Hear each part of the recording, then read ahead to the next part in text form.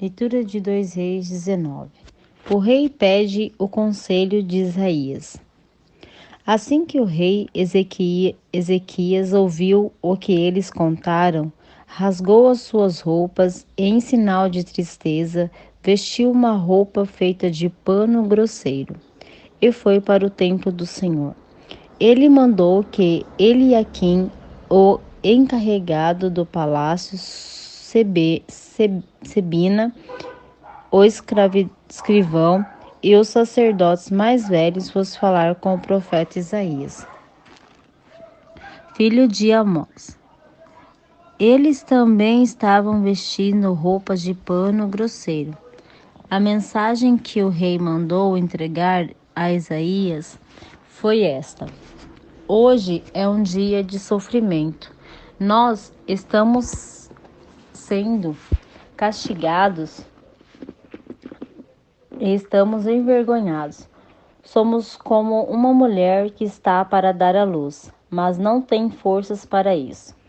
O rei da Assíria nos mandou o chefe do seu exército para insultar o Deus vivo. Que o Senhor nosso Deus escute esses insultos e castigue quem os disse. Portanto, ore a Deus pelas pessoas do nosso povo que ainda estão vivas. Os funcionários do rei Ezequias levaram a mensagem, e Isaías mandou esta resposta: o Senhor Deus disse que o Senhor não deve deixar que os assírios o assustem, dizendo que Deus não pode salvá-lo.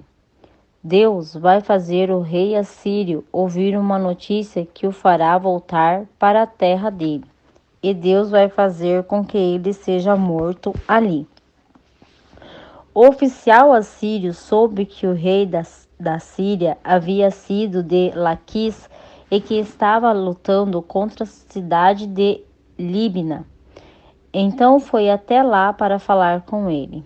Os assírios souberam que o exército dos egípcios, comandado pelo rei Tiraca, da Etiópia, vinha vindo para atacá-los. Quando o rei da Síria soube disso, mandou uma carta para o rei Ezequias, de Judá. A carta dizia assim: o seu Deus, em quem você confia, lhe disse que Jerusalém não vai cair nas minhas mãos, mas não deixe que ele engane. Você já ouviu falar daquilo que um rei assírio faz com qualquer país que ele resolve destruir? Por acaso você pensa que poderá escapar? Os meus antepassados destruíram as cidades de Gozã, Arã e Rezefê, e mataram o povo de Éden, que morava em Telassar, e nenhum dos seus deuses os pôde salvar. Onde estão os reis das cidades de Mate, Arpade, Sefarvaim, Ena e Iva? O rei Ezequias recebeu a carta das mãos dos mensageiros e a leu. Então foi até o templo, pôs a carta ali na presença de Deus, o Senhor, e orou assim: ó Senhor, Deus de Israel, que está sentado no seu trono, que fica acima dos querubins, só tu és Deus e governas todos os reinos do mundo. Tu fizestes os céus e a terra. O Senhor olha para o que está acontecendo com a gente.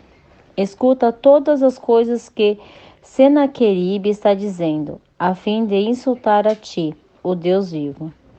Todos nós sabemos, ó Senhor, que os reis da Assíria destruíram muitas nações, arrasaram as suas terras e queimaram os seus deuses, que não eram deuses de verdade, e sim imagens de madeira e de pedra feitas por mãos humanas.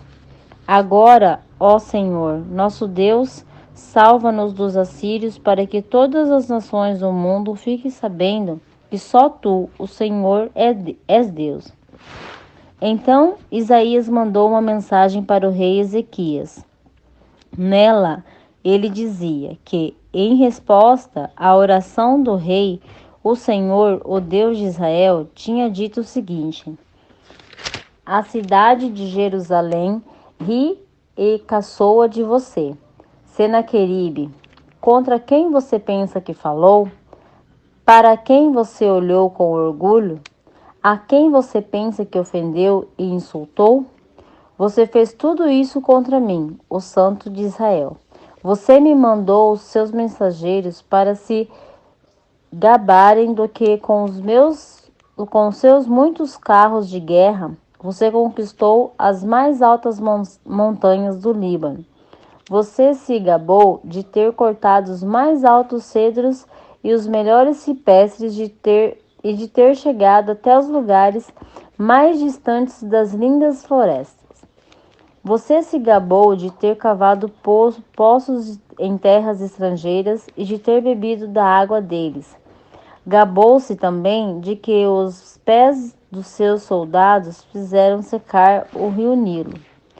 Por acaso você não sabe que fui eu quem planejei tudo isso há muito tempo e agora fiz tudo acontecer?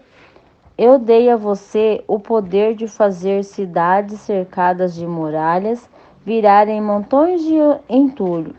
Por isso, os seus moradores ficaram fracos e andavam cheios de medos e de vergonha. Eles ficaram como o capim do campo e a erva verde, como a erva que cresce nos telhados quando o vento quente do leste sopra e faz-o secar. Mas eu o conheço muito bem. Sei que você faz aonde vai. Sei que você me odeia. Eu soube do seu ódio, do seu orgulho, e agora vou pôr uma argola no seu nariz e um freio na sua boca, e farei você voltar pelo mesmo caminho por onde veio. Depois Isaías disse ao rei Ezequias: Este é o sinal daquilo que vai acontecer neste ano e no ano que vem. Vocês terão para comer somente aquilo que nascer por si mesmo, sem ser plantado, mas no ano seguinte vocês poderão semear e colher cereais, plantar parreiras e comer as uvas. As pessoas de Judá que não tiverem morrido vão florescer, como plantas que firmam as suas raízes na terra e dão frutas. Pois ficará gente em Jerusalém no monte Sião, porque o Senhor Deus resolveu fazer com que isso aconteça. Isaías continuou: Portanto, o Senhor Deus diz o seguinte a respeito do rei da Síria: Ele não entrará nessa cidade e não atirará uma só flecha contra ela. Nenhum soldado com escudo chegará perto da cidade e não serão construídas rampas de ataque ao redor dela. O rei da Síria vai voltar pelo mesmo caminho por onde veio, sem ter entrado nessa cidade. Eu defenderei e protegerei essa cidade por causa da minha honra e por causa da promessa que fiz ao meu servo Davi. Eu, Senhor, falei. Naquela noite, o anjo do Senhor foi até o acampamento dos assírios e matou 185.000 soldados. De manhã, que sobraram viram os corpos dos mortos. Então Senaqueribe, rei da Síria, se retirou, voltou para Nínive e ficou lá. Certo dia, quando ele estava adorando no templo do seu deus Nisroque, os seus filhos Adrameleque e Sarezer o mataram à espada e fugiram para a terra de Ararat. Outro filho seu, chamado Esar-Hadon, ficou no lugar dele como rei.